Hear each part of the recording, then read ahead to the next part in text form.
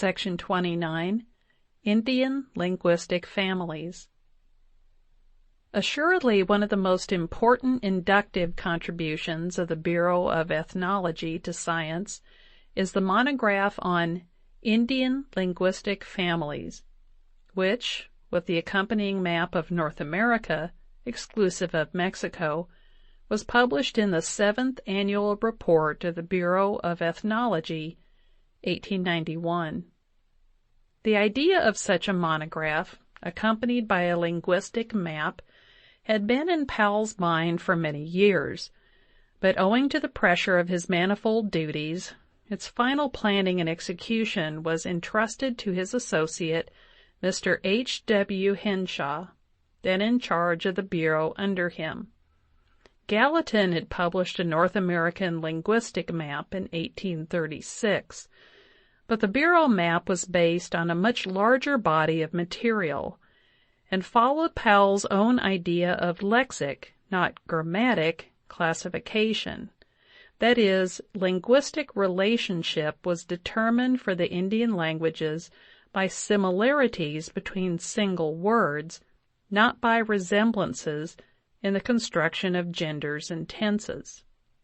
This treatment was adopted because word roots were believed to be the most permanent elements of language, while grammatic structure is but a changing phase.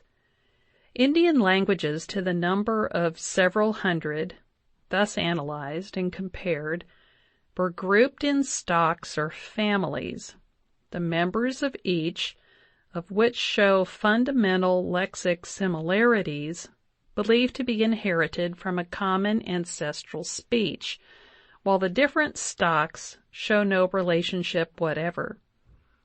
During the long progress of this work, some languages were set apart which had at first been placed together, and others were brought together after having been at first separated.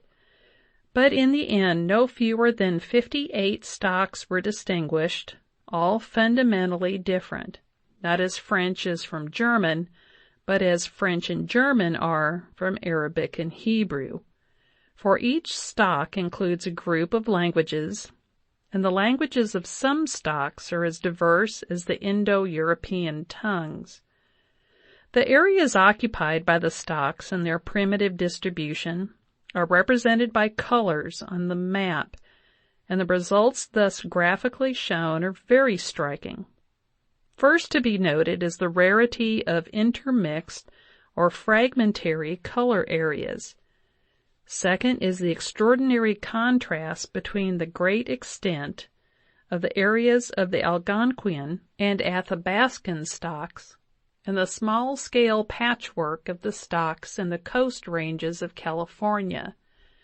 While neither Powell nor his associates regarded the map as final, it was accepted as a sufficient base for several important inferences, among them that the aboriginal tribes had long been sedentary and not nomadic, as some ethnologists have supposed, for if nomadic, the linguistic areas should show more overlapping and intermingling than is actually the case. It is only in view of this conclusion that the small areas of the California stocks can be understood, and even then it cannot be understood easily.